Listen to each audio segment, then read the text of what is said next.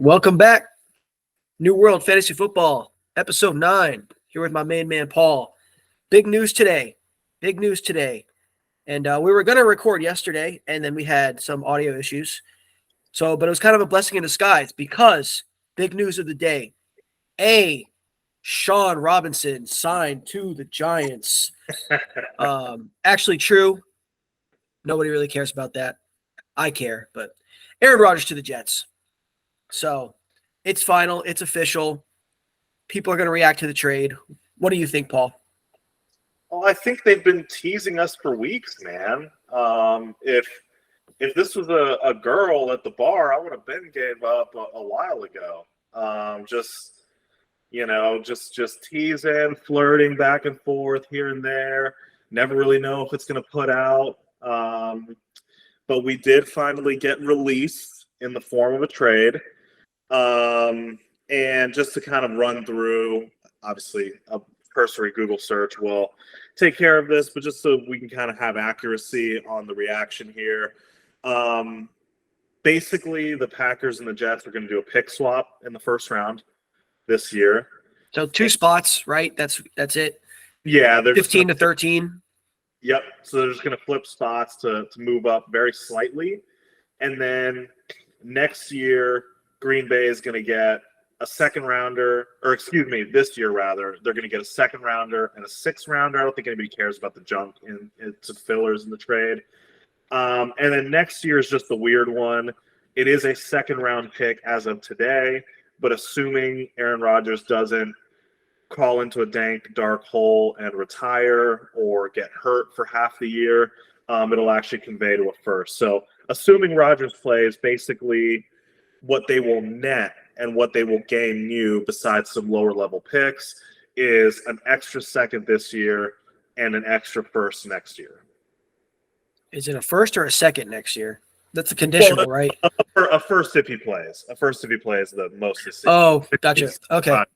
I know you did more. You looked into that in detail a little more than me. I've been scrambling for today. But anyways, okay, so it's good to have those details on the table. I don't think it's outrageous. I don't think that the Jets necessarily lost in this trade where, you have people already, the articles are people's opinions and stuff, and I saw already one, Sports Illustrated said the Packers did better, but it's like, well, they also – I know they're ready to move on from Aaron, and Aaron's ready to move on from them, so it's like it made sense to just do it and make it happen. But what are they left with now? I mean, yeah, you got some picks, and their drafting has been questionable. So how valuable will that be? And, you got to see what they really have in Jordan Love, if he's the real deal or not, where I don't know. I mean, he's essentially an unknown. Yeah, I think that's the challenging thing, right, for fantasy is he is an unknown. Like, we know, kind of what he's going to profile as, more or less, what kind of player he is, but his time on the stage has been so minimal that you have to make draft decisions with their skill position players basically on a guess. I would imagine that most of their skill players get a draft downgrade, which is helpful. But if their offense completely craters, you could get left holding the bag. That's kind of my first thought about it. I'm just talking to myself now. I lost you. Are we back? Yeah, we're still recording. I said what I had to say. Perfect time for my internet to shut out. That's the first time that's really happened here. That's ridiculous. It's all good. I said my piece. What's the last thing you heard? Because I can restart from that. So the last thing that you were kind of going into was basically the Jets are supposed to be Super Bowl or bust. Even in our buddies' wildest dreams of success, they're just going to reach the AFC Championship game and lose, which is, it's sadness I can relate to as a fan of certain teams. But, that's kind of where we left it off was what is the Jets' ceiling? Where are they going from here? What does this mean for their offense?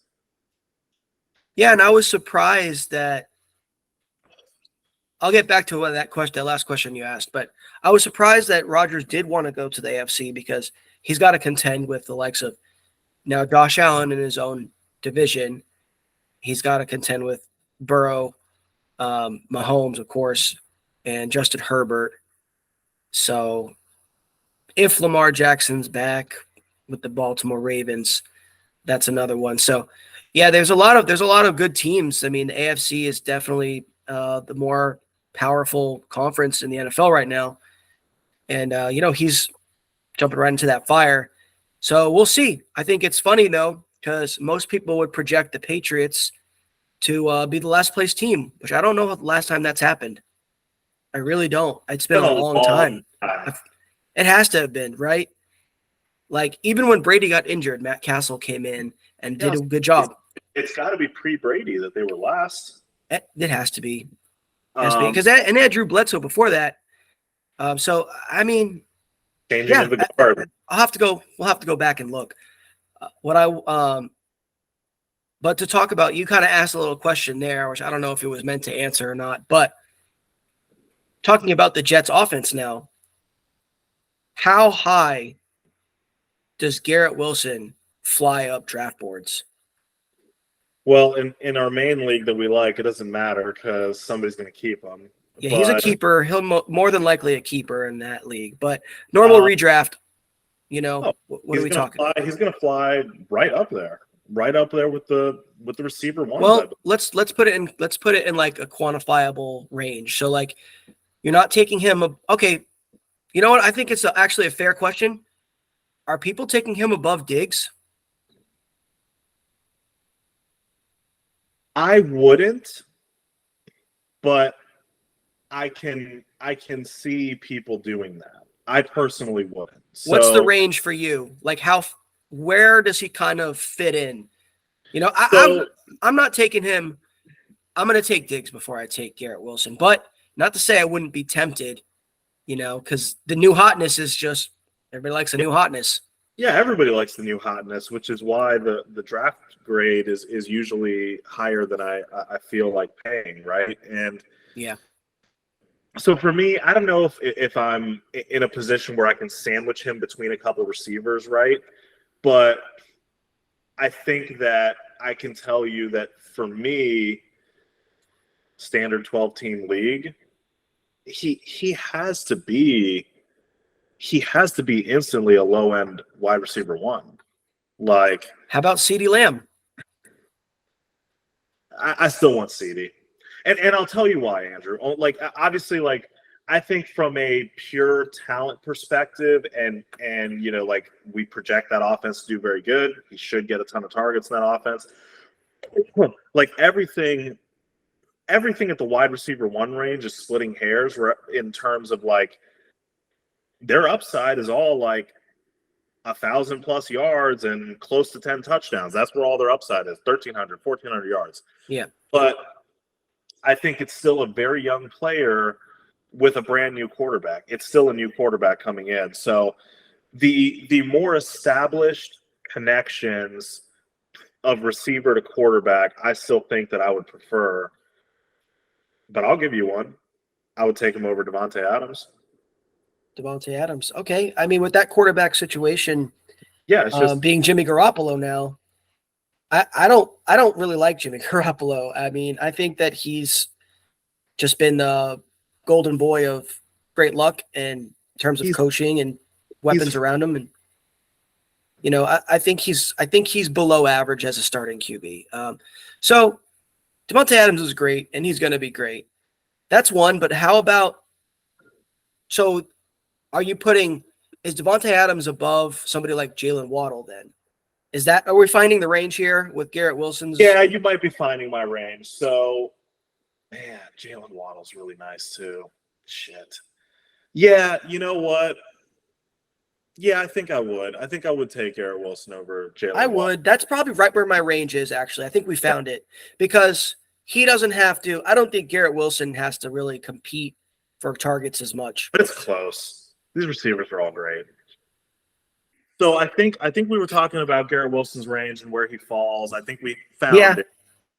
just kind of right in that a Waddle range. Yeah, I mean, I think people are most likely still taking Adams above Gary Wilson just because he's a more proven commodity. And but regardless, I wouldn't say somebody's super crazy for taking him a little bit higher if they really believe in the player. So probably in a 10 team league, maybe a 12 team league, he's kind of at the 2 to 3 turn. That'd be my guess for right now. So the Garrett Wilson thing, and we talked about this way back when we first started talking about this trade. Like, we knew what this trade was going to do for Garrett Wilson. Yeah. It was going to be Garrett Wilson to the moon. And that's not really the most interesting question about the trade. I think that pretty much everybody's going to be on Wilson, and like we're saying, he's going to get drafted pretty dang high probably. Who is the number 2 receiver that we should be targeting later in the draft that you think makes the most sense to carve out the other 900 to 1,100 passing yards that are going to be available? Didn't they sign Alan Lazard? Yeah, but it's like, okay, so like we have the Lazard King, we have I think Corey Davis should be there still, I believe. Yeah, but his contract is weird. We're gonna have to look that up. I'm not exactly sure where that team stands with Corey Davis. They got another bum, Mecole Hardman. I wouldn't say he's a bum. He's a speedster. Let's see. I'm looking up Corey Davis right now.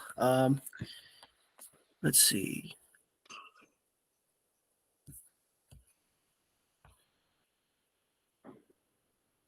Yeah, I think as of now he is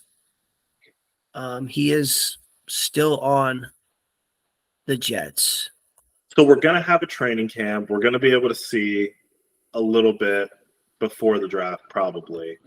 But if you had to just make a gut coin flip, who do you think is the other draftable asset in that offense? Lazard.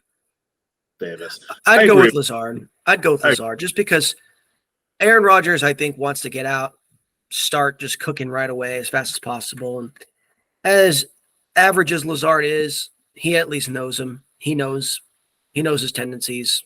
They know each other. The man loves him some average receiver. He's been making average receivers look good for a long time. Oh yeah. So don't tell Jordan Nelson that. Jordan Nelson was legit. But so man, this draft, man, we're right there. We're right there. It's a few days away as we're recording on a Monday night. So kind of what when you need him. So our way of going about it, we're not going to do a full mock draft. Those are oftentimes to me so like trivial, frivolous, whatever words you want to say. They clickbait.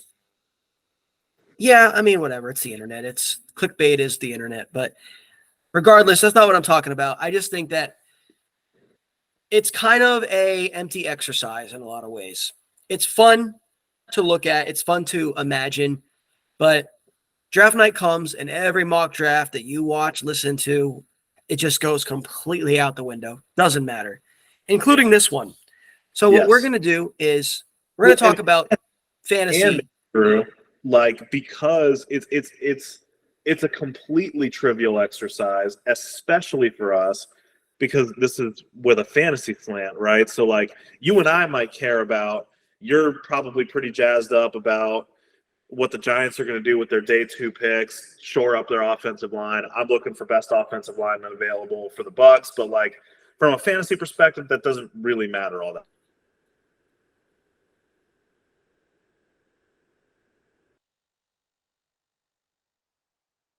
God damn it. Okay, so of me getting my takes interrupted and saying fuck this shit. Yeah, that second time I actually caught it. It was, you were like, what the actual fuck?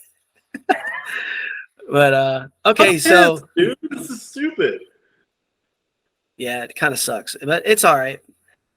It's this editing for a reason. So what we're going to do is a mock draft that's going to be somewhat in the realm of reality. We think these scenarios are possible and their impact for fantasy. So I did a little mock draft with just 10 players who, you may or may not want to draft on your fantasy team come, August usually, maybe early September. So let's jump right into it, man. I have got the number 1 overall pick being Bryce Young to the Carolina Panthers. Probably the most unsurprising pick that we're going to have here. And I'm going to officially recant my take of CJ Stroud going number 1. That's what I did believe 2 weeks ago, 3 weeks ago. But that's like 100 years in draft time. He failed, I guess is the right way to say it. His S2 test, which has everybody scared. So can you do me a favor and just elaborate on what that test is to your knowledge? Yeah, which, hand up, knowledge is pretty limited. Literally just learned about it with this because I saw that, the Twitter thing come up that said, oh, Bryce Young got this score, Anthony Richardson got this score, and then all the way down was CJ Stroud at 18%. I'm like, how can anybody be that dumb? I don't think it's possible to be that dumb. So I kind of looked it up and tried to figure out what it's all about. It really is nothing like the old Wonderlic test at all.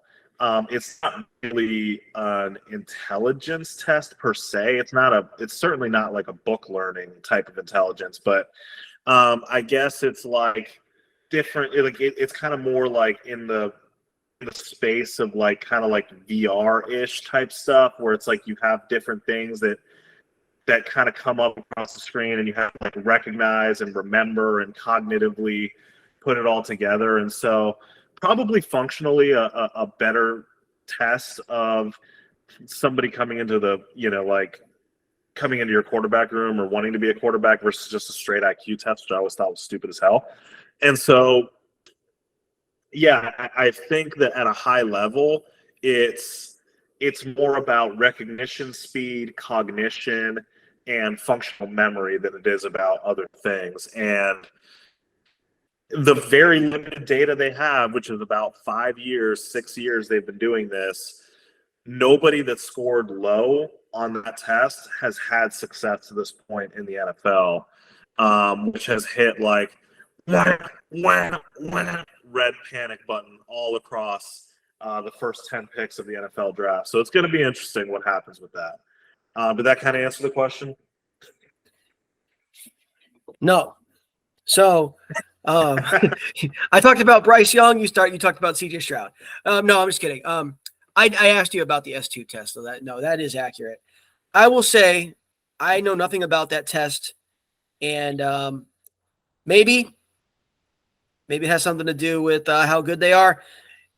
Kind of the low-hanging fruit that I don't love is pairing people with players with the school they come from, which I think is kind of bogus.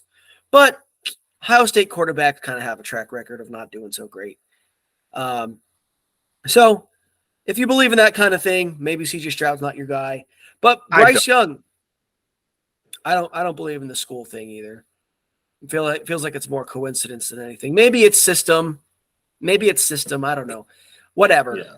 I'm not deep enough in to really be able to give you a great analysis. But Bryce Young to the Panthers, I think that he's going to be fantasy viable. Maybe not week 1, maybe not week 2. But as he gets more comfortable with the offense, I think that he will actually be a decent producer for fantasy. What about you? What do you think? I'm personally more curious about how he elevates the rest of that offense. I think that without decent quarterback play, Houston's current offense, especially losing Brandon Cooks now, is No, I'm basically. talking about the Panthers. Oh, I'm sorry, man. Bryce Young to the Panthers. Yeah, that trade happened. No, it's Bryce Young to the Panthers. okay. But you know why that happened? This is a funny side note. I have my notes here on my phone, and I had my old top 10 that had CJ and then Bryce going to Houston. I got That's you. why I got into that mindset. Apologies. I guess kind of the same thing for me can be said about Carolina. Like, I do expect them to add some talent to the roster, but I'm just curious to see how he elevates the rest of those offensive weapons. Because without a good quarterback, I'm sorry, with DJ Moore scooting out of town and some of the outlier running back performances, frankly, I feel they've gotten last year. I just wasn't personally terribly excited about the offense in terms of like just individual contributors, but I do think that having a better quarterback makes some of their weapons more fantasy viable. But I just don't know if I'll be drafting Bryce himself. Yeah, I definitely don't think he's going to be highly drafted at all in fantasy. I think that he's going to be more of like a flyer in the late rounds, and then if he starts putting up some decent points, quarterbacks go down. Like he might be a fill-in for one of those teams that their quarterback goes down early, or they're just not getting the production they want from a certain player. I can see CJ. I'm sorry. God damn it. See, now I'm doing it. Bryce Young being a fill-in for that. But anyways, we want to talk about CJ Stroud. Let's just do it, right? Okay. So number 2 overall, CJ Stroud going to the Texans. So I agree with you that I think that's what they should do. Everything that you're hearing, and of course it's lying season. Like, I hate even talking about the stupid rumors that are flying around out there, but I feel like I have to because I'm hearing a lot of smoke where there's fire. That's what I think they should do, is take CJ Stroud at number 2. And then all of the bad takes that I just made about Bryce Young, just copy them and paste them right into here, because I still feel the same way about Houston's offense. Dameon Pierce is awesome. Outside of that, they're going to need a lot of help. Hint, hint, later in the draft. Yeah. But what I had in my mock draft was Houston going full galaxy brain, getting the traits guy, and deciding that Anthony Richardson, they can fix him, and they end up going with the big legs, big arms, and the big man. And so that's what I had at number 2. And then the fantasy fallout and implications of that are pretty simple. It's a sad face for their receivers, and probably actually helps the running game. Like, I kind of like Dameon Pierce running on a softer box like that. And dude, no matter how bad he is in his rookie year, no matter how bad he is, any quarterback that can run like that is going to be on my radar for fantasy. Just simply based on that and nothing else. And I think if you sorry, get 13 points on the ground, like, the rest is just filler. Yeah, and I think if that scenario does play out, he will be the quarterback to draft in the later portions. Maybe you draft him as you just kind of go like late QB strategy, or he's your backup that you pick later on, and absolutely he could, if he's running the ball like crazy, it's all you need. It's all you need. You have a good quarterback for fantasy. And let's take this opportunity, because I know you're probably going to talk about A-Rich later in the draft. And, I kind of like differed from you in this pick and started talking about A-Rich. But, like, talk to me about CJ. How do you see him as a quarterback? Like, where do you kind of like slot him in terms of a rookie year? Does he look like Trevor Lawrence rookie year? Does he look like Jameis Winston? Okay. I think he's going to look a lot like a Jameis Winston, or kind of like an Alex Smith, where he's gonna run the ball a bit, but I don't see him as that kind of quarterback. He's definitely more of a pocket passer, so he's got to have the right weapons around him to be productive, which I don't think that if it is the Texans, I don't think he's getting that right away. Even though as you hinted to, yes, we have a weapon going there, but yeah, I think he's going to be kind of a bye-week fill-in guy. He's a streaming QB option. That's what I'm going to see him for year one, at least. Maybe by the end of the year that changes. We'll see. But I like the. That's where I got him. I like that for sure. I mean, I think that's probably pretty typical for rookies, but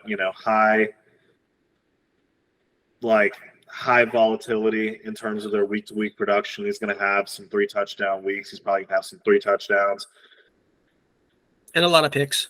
Yeah, I was like maybe a 1 touchdown and 4 picks game. Like I see some of that, especially with. He's got to learn the position. If he goes to that team, he's also not going to have a lot of help. He's not going to have a lot of help, and he's got to learn the position. And if his, whatever that thing's called, what is it called? S2 test? Yeah. If that has anything to do with it, maybe he's going to take a little longer to develop. Maybe he never develops. Who knows? It's hard to say. I'm really interested to see what Zach Wilson's S2 test was. But so yeah, my third highest fantasy impact player would be, and I know you hate this, Will Levis to the Colts. I like Will Levis. I think he's going to be solid. I will say, he what? He puts mayo? He puts mayo in his coffee. Have you not seen that? Okay, undraftable. That's what I'm saying. Okay, backstory. Where's he from? These are some dumb TikTok challenges. And so he's like, did the mayo in the coffee for TikTok upvotes or likes or whatever it is. I don't have TikTok, free Hong Kong. And then he ate a banana whole with the peel on it still. So I question his decision making. If that's the things that you think are cool, like I'm going to question your decision making in every aspect of life. So is he just the next like Baker Mayfield, you think? Or he just wants to be cool Johnny Manziel would probably be more accurate. Just want to be cool. I don't care about being good at football. Yeah, I'm having trouble finding a comp for him. I guess like if Josh Allen didn't have his mindset or work ethic, I guess that would be like the closest thing. But I don't know, man. He could be fine. He could be a good quarterback. I just didn't like what I saw from him personally, and those two things are just weird to me. I kind of think he's got a bit of Daniel Jones in him because he's got some speed. He's not a slowpoke. And Daniel Jones needs a good team around him to excel. Yeah. I think, or a good system. I mean, they found offensive success with they started doing the read option with him, and it was working. But I don't want to get into that. It's not what this shit's about. I don't absolutely hate that pick. My true real feelings about that is that I don't care who the Colts take. I want them to walk away from this draft with a quarterback in some capacity, even if that's trading back, like some of these guys might slide. My preference is still CJ Stroud. I think he has the most tape and the most success right now. I don't think I'll save that for later. But my point is, if we're picking between the two project quarterbacks, I would prefer Anthony Richardson. If you're going to give me a project, I prefer the project that's 2 years younger and has even more athleticism. That's understandable. I guess where I differ is I don't really think. I mean, all rookie quarterbacks on some level are a project. Even Trevor Lawrence was a project on some level, right? But like, I don't think he's as much of a project as he's being looked at. I actually That's think fair. he's got some good accuracy. I think he's got some functional speed. I think he's a little bit more prepared than he's getting credit for. But that's my take. That's NFL fair. gets it That's wrong. Some douchewad in his basement definitely going to get it wrong a lot. So, but that brings me to your main man, AR-15. I have Which him going. I guess just for clarity, in case nobody picked up on that, my mock had AR number 4 to the Colts. But just continue. Okay, got you. Which I think that'd be a good fit as well. I mean, having JT as a keeper, I would love that to be the actual case. But yeah, so I've got him going to the Detroit Lions, 6th overall. And the reason being, Goff is a good, solid quarterback. And the weapons there, just Detroit is just a good team now. You know, they're just a good team that's well coached. And if Anthony Richardson can sit for a year behind Goff, you know, even if it's not a full year, whatever, 10 games, and really learn their system and develop, work with those coaches, not have to be worried about the media at all. The only thing the media is going to talk about is if the Lions lose, they're just going to be like, when's it time for Anthony Richardson? But they don't have to say, man, Anthony Richardson threw 4 interceptions in this game, or he had 6, what do they call it, turnover-worthy plays, and he's not getting his game broken down every week on like such a finite way where he can just develop behind the scenes and come out and be a good quarterback. That's my take. I've said that a bunch. So yeah, but where do you have Levis then, since you haven't really talked about him? Let's see. Honestly, man, I got Levis further down. I think he drops. I have a feeling that either I have a slash Atlanta or Tennessee. Okay. Both situations that in theory have an incumbent quarterback, but I think have a weak incumbent quarterback and are looking to upgrade. And I think it's a lot of the same things you're saying, that maybe that person doesn't have the pressure to be the guy 100% from the very beginning. And the very brief notes that I have on that, I got lazy with this. My notes for if it's Atlanta, what the hell? It can't get any worse. And then for Tennessee, sit behind Tannehill for a year. Yeah. Okay. Listen, that's at the point of the draft where we don't know. I mean, trades are going to happen. We'll see. Does somebody come up to number 3 to draft a quarterback based on who number 1 and 2 are? That could very much happen. So, this is going to be a trade-heavy draft, Andrew, because it's such a mess with the quarterbacks. Like, I don't know which one it's going to be. It might even be CJ. All the same conversation I've been having to you about Will Levis and things that are weird for me that I don't like that are dropping him for me. People might be thinking the same shit about CJ Stroud. So, like, one of these quarterbacks is going to take a free fall, and we're going to have a trade Mageddon at that point. Yeah, that's a real possibility.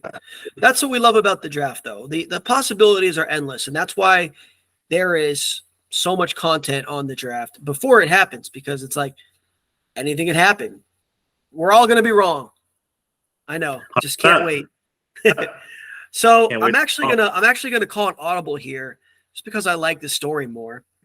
Based on my mock draft, I have CJ Stroud to the Texans. I had Quentin Johnston here, changing my mind. It's going to be JSN, Jackson Smith-Njigba. Make sure you say that name right, or you will get canceled. So the 2 Ohio State prospects go to the Texans. So, and I said this from the beginning, this is going to be the first time since Bryce that our drafts met back together. Because I also had JSN there. And my little side note, literally what you just said was, this should be a match made in heaven, but the Texans are stupid. Are they? Are the Texans stupid? They have been for many years. It doesn't mean they're going to be stupid now. The Bill O'Brien head coach GM combo was not a good experiment. No. That was terrible. Freaking DeAndre Hopkins for a bag of chips. Yeah, that was pretty bad too. Who's, we'll see where he ends up.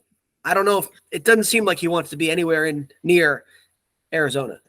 Yeah, so we both like JSN to the Texans. It makes sense, like that. Right? And by the way, can I just say this, please, real quick? Like, can we stop just calling him a freaking slot receiver? Dude is like 6 foot, almost 200 pounds. He doesn't have to be a slot receiver. Just because that's what huh? 6'1", as a matter of fact. 6'1". Okay, great, even better.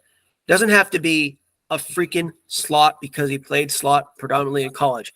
It's probably just because that's where they can get him the ball the most, and they wanted the ball in his freaking hands. So college game is a little different. The defenders he played with straight up filth. Another knock on CJ that people say is the Ohio State receiving room over the last 3 years has been pretty ridiculous, pretty stacked. Yeah, and then whatever. I mean, I'm not going to knock a guy because he played with good players. Yeah, I mean, you have to kind of have to sift through that and be like, what plays, who made who on this play? And if it's CJ making JSN or Marvin Harrison Jr., whoever it is, on that particular play, well, you got to give him that extra credit, and then if vice versa. But it's hard to do. Football is a hard game to analyze because it's so symbiotic.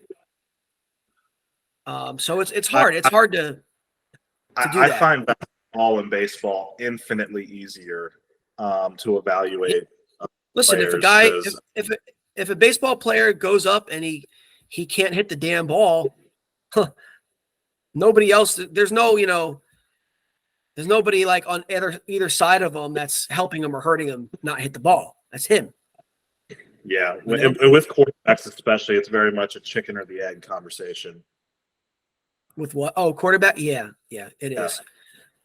So that would make my audible completed with Quentin Johnston to the Patriots. So the receivers were difficult for me because as I'm going down the list and I didn't actually complete a formal mock the way that you did. I kind of just looked through the draft and kind of found some teams where I thought they would be in a range where I kind of like where a certain player lands or I think it's good for fantasy. The receivers were hard for me because there's not really a single team, in my opinion, outside of just a couple, like the Bengals, for example, that couldn't use a receiver. But I took away the luxury pick, quote unquote, of those players, and I moved some receivers down to some areas where I think if they drop, I think it'd be really fun for fantasy. But we haven't talked about my next favorite guy, where I think he actually goes in the draft, and that's Mr. Bijan. Yeah. Well, where do you have him going? Because I have another player getting drafted before him for fantasy purposes. So we can talk about that. I hedged because I'm a hedger. Earliest I would have him going is the Eagles at their 10th pick, which would be an absurd – in a vacuum, that's crazy early to take a running back in today's NFL. But I think they're the only team that's uniquely positioned where they have so few needs, immediate needs, that they can afford the quote-unquote luxury pick and take a guy that they feel like can take them over the top and really do it. Yeah. Especially because they have another first-round pick later on. Yeah, exactly. So you get to feel drunk with power at that point. But I don't think he actually goes 10th. And I'm gonna be selfish, and I'm gonna be a homer, and I'm gonna say the Buccaneers at 19th. Even though I don't really think that's what's gonna happen, but I would like for that to happen because fuck it, man. Like they're not gonna be a good team. I know that probably a right tackle would be the more responsible pick, but if you're gonna suck, you might as well be fun. And I think Bijan would just be fun to have. But if you're asking to hold me to a true pick and where he actually goes in the 2023 NFL draft, I told you my favorite spots.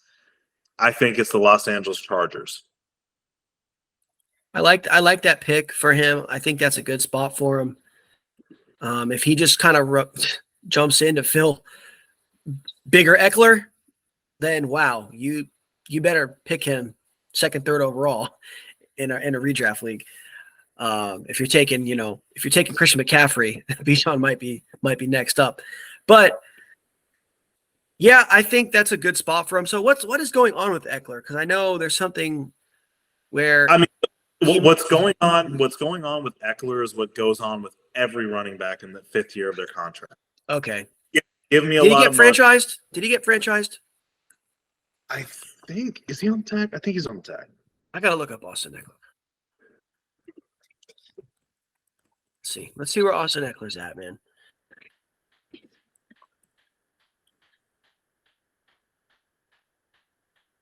How old is this? I'm seeing Austin Eckler signed a 4-year, 24.4. Okay, yeah, that's all the way back in 2020. That's not relevant. Yeah.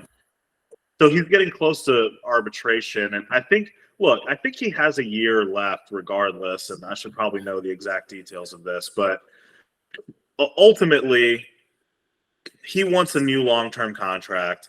He's not going to get it.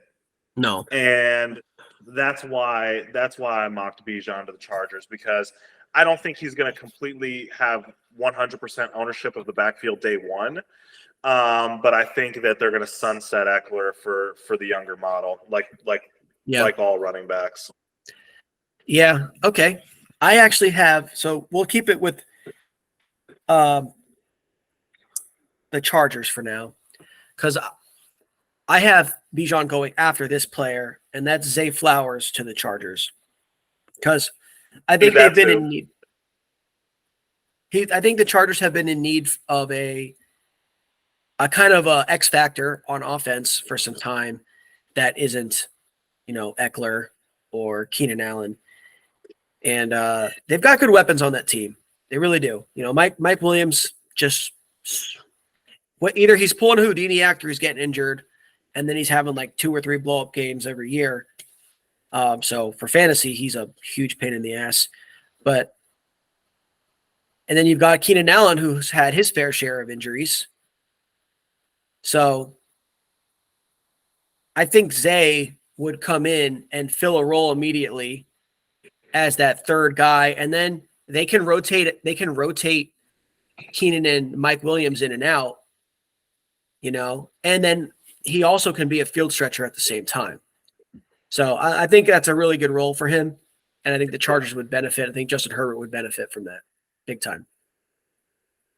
Yeah, I'm with you. I think that probably from just an immediate positional need makes more sense for the Chargers than Bijan. I think my pick and my thought process is 2 years ahead instead of this year. But yeah, it makes sense. And honestly, the most talented receiver, like, for whatever it's worth, man, like, I'm not going to get into a debate about ranking these players. Like, I think personally I had Jordan Addison a little higher. But I don't think, number one, that I am the leading authority on that. That was just my personal opinion based on what I saw. 2, I think that ranking receivers is going to make a lot more sense, and it's going to actually matter when we know what team they're going to go to and what their projected workload is going to be like. So I think that trying to receivers now is is a futile gesture. But it is. And Zay to the Chargers is not gonna make you like, I have to go get Zay Flowers on my fantasy team. Not, it's just not. Does it feel like there's? So I haven't had a receiver go yet, but does it feel like there's a little bit of size shaming going on with this receiver class? I don't know, because maybe it's like, it's kind of a weird year for a receiver because there's no top end guy. There's no Garrett Wilson, there's no Jamar Chase or Justin Jefferson. It's like there's a bunch of guys that you declare. Next year he'll come out just in time for the Colts to be like right in the range to pick him. Yeah, but I want Richardson or Levis just so that they can tank the team and we can get MHJ. That'd be cool. That'd be awesome, actually. That'd be really cool to see. But yeah, so like it's kind of a similar situation.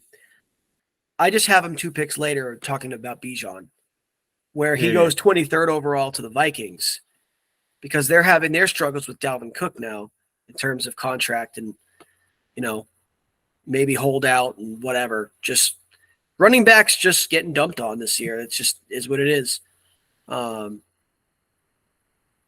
I think that'd be a fantastic fit. He gets to play alongside one of the best, arguably the best weapon in the NFL. And now if Bijan really is who we think he is, you have arguably the best receiver in the football and maybe possibly one of the best, if not coming out being the best running back from a talent perspective. Yeah, I mean, they would be absolutely explosive in every way, and that would send ripples and waves, right, in terms of fantasy impact, because then what is the very next domino to fall? Then Dalvin Cook gets traded. Well, who are the only teams that are going to trade for a running back looking for a second contract? Nice. It's going to be a tender. So then, or he gets cut, or he just gets cut. Dalvin's gonna just get cut. Man, you gotta feel like they would be able to trade him or get something coming back from it. I guess ultimately a compensatory pick. If they don't want to pay him, what makes you think another team wants to pay him that contract? Because they're going to cut him, and then he's going to get signed somewhere for a lesser deal. Yeah, that's true, and I think that's fair, but I do think that there are teams that are in unique positions where they would be able to do that, right? And so another example, I'm going to use that same example again, would be Philly, right? They're still at a position where they just paid Jalen Hurts his big time money, but I think they can move things around in the cap to make room for somebody like. To me, if you're going to get a running back that is older, because I think Dalvin Cook's like 26, 27, whatever, somewhere in that range. But old for a running back. If you're going to get an old running back, it's because you're saying this is the guy that's going to finally take us over the top and make it happen, right? So like I'm thinking the dominoes is Minnesota drafts Bijan, that says goodbye Dalvin Cook, see you later, and then Buffalo enters the chat for Dalvin Cook. So I think that would be really fun ripple effects of fantasy. Right, and then he gets to play with his brother. So Dalvin Cook is 27. His birthday is August 10th, so right before the season really starts, he'll be 28. Okay. Old man. Get that man. These GMs are wising up. It's kind of a sad story for the running back position because they saw what happened with Zeke. Yeah, I mean, so many running backs, man. I mean, there's only Frank Gore only comes around once every 20 years or something, where it's just ageless wonder at that position. I mean, my God. I think you're right, man. Like we don't have to get into my freaking rant about the players union, but the players union has to figure something out with their rookie contracts. They got to shorten it. You have to wake up to the new reality of the position. And running backs just have 2-year deals. Like their rookie, make it like a 3rd-year option for them. You know, that'd be my solution. Or build in performance incentives. Do something so they can actually earn some semblance of a good before going out. The problem is, though, what they're looking for, like any highly paid athlete that has a short career, you know, even 10 years, you know, it's a long career for a football player, but you know, it's in the grand scheme of things, it's a short career. They're looking to maximize that and have long-term security for themselves and, you know, their family. They have a family. You know, that's what's happening. That's why they're so pissed off, because they feel like they're not getting any respect. And like, what makes this guy better than me on a human level? Because next to his name says WR QB, right? You know? Or the CB other factor, or whatever. Yeah, I mean, like unless a running back has a crazy breakout age, super young, I just don't see anybody, regardless of how good they are, getting that second contract. What has Dalvin done wrong? Except be great for 4 years on the Vikings. He hasn't done anything wrong. Eckler hasn't done anything wrong. He had his best damn year last year. Goodbye. Later. Yeah. Where the NFL is going, understanding positional value, it's not, you know, the game is not meant for, not that it's not meant for it. There's always a place for this, but there's less emphasis on being a bruising team. You know, it's about finesse and making big plays down the field, which is not something running backs often do. You've got a few that can do it, but anyways, those are the hybrid guys. You know, those are the guys like Christian McCaffrey and like DeAndre Swift to a lesser extent. But yeah, so let's get back to this draft, because you know that's a good tangent though, because it's relevant. So continue. My Giants get himself a weapon. Get Daniel Jones a weapon. Yeah. And his name is Devonta Smith 2.0, a.k.a. Jordan Addison. You like him better than Zay. You just wanted him to drop the Giants. No, That's actually, fine. I'd rather Zay be on the. I'd rather the Giants have Zay. Really? But I don't think he's going to last. Yeah, because I think he's got more upside than Addison. But I would be happy with Addison because he's been productive in college. He's a good route runner. I mean, you know, and I'll honestly, I went so out of order on you, especially when I interjected Bijan in that. Yeah, I need a new partner. Did you have you rounded out all your picks yet? Because I think I probably will just let you do that, and then I'll just rip off the rest of my draft. Okay. Yeah, I got one more. So I wanted to make it a nice 10. So this player is not going in the first round based on my mock. And I actually think I might have him too high for the NFL draft. I think he may even go lower just because running back. But I like Jahmyr Gibbs to the Rams at 36 overall.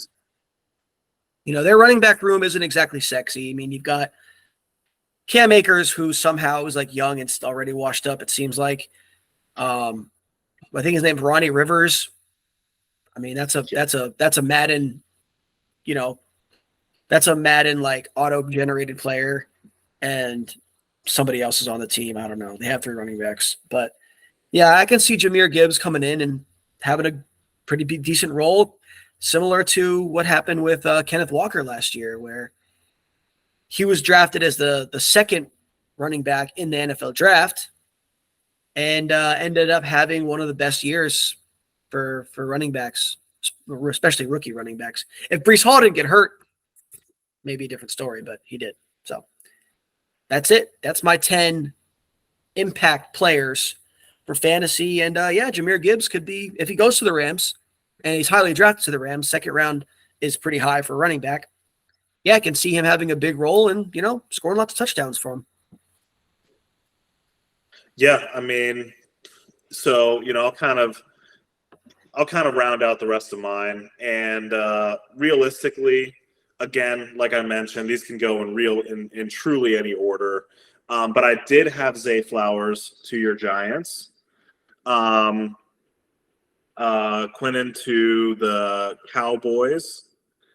And I don't really see this happening, but it's just, again, the only reason, like my only tiebreaker and reasons for doing this is my selfish desires as a fantasy football player and what I wanted to happen, because it's all about me. So I wanted Buffalo to draft Jahmyr Gibbs as well, because I just want them to have a real running back to where they can actually run the ball and not just pretend that they have a run game and get blown out in December every year. They have a running back. Is this Josh Allen? Well, that's what they say. They say that a lot, so it must be true. But yet somehow they struggle at the end of the year to sustain wins and eat the clock and do all the normal things you have to do as a football team. Yeah, they're a horrible football team. They suck. Garbage. Absolute trash. Buffalo Bills. Bills Mafia. You guys. I love that team like my children. But I just want them to have – you can't draft Josh Allen as a running back. I want them to have a running back that we can enjoy, that we can have fun with. I get you.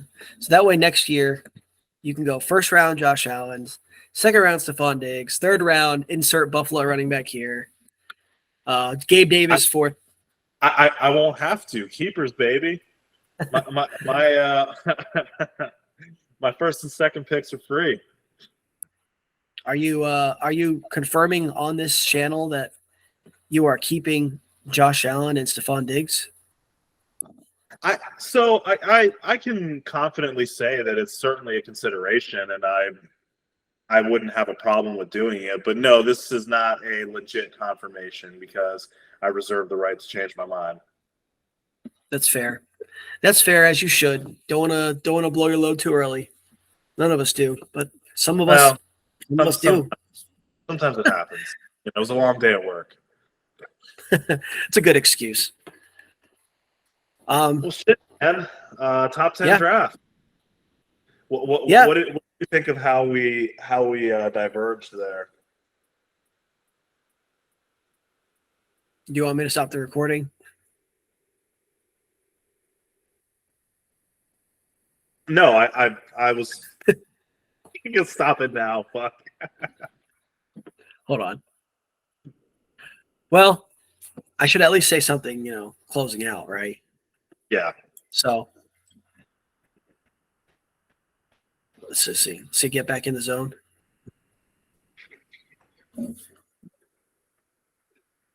I have nothing to say. Do you want I think I'm just going to leave it all in. You go ahead. Right? Okay. All right, Cucks. That was it. Top 10 draft. I know for sure we're wrong.